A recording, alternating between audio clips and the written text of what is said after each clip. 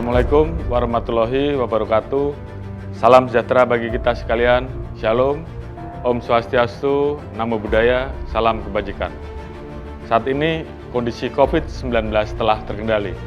Oleh karena itu, Bapak Presiden memberikan kebijakan untuk memperbolehkan masyarakat melakukan perjalanan mudik dalam merayakan hari raya bersama keluarga dan sanak saudara di kampung halaman.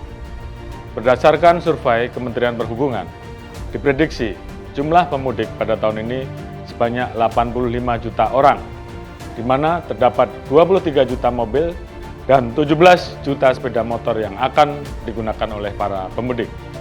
Jumlah ini tentunya sangat besar dan tentunya berpotensi menimbulkan kepadatan kendaraan di jalur mudik. Untuk itu, Polri beserta seluruh stakeholder terkait telah mempersiapkan pengaturan perjalanan mudik melalui penerapan rekayasa lalu lintas, ganjil genap, dan sistem one way, serta rekayasa lainnya. Polri juga mengimbau agar masyarakat dapat menggunakan moda transportasi umum lain seperti pesawat, kereta api, sehingga dapat mengurangi jumlah kendaraan yang melintas di jalan raya.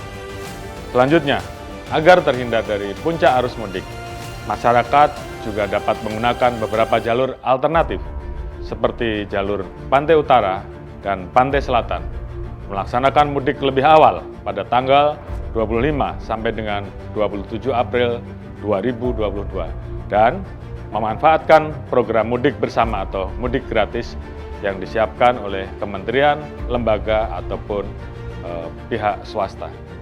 Polri berkomitmen akan memberikan pelayanan terbaik agar para pemudik dapat melaksanakan perjalanan dengan aman dan nyaman serta sehat. Tentunya hal ini adalah prioritas utama bagi kami. Terakhir, saya juga mengingatkan bahwa pandemik belum sepenuhnya usai. Di beberapa negara, khususnya Cina, saat ini terjadi lonjakan.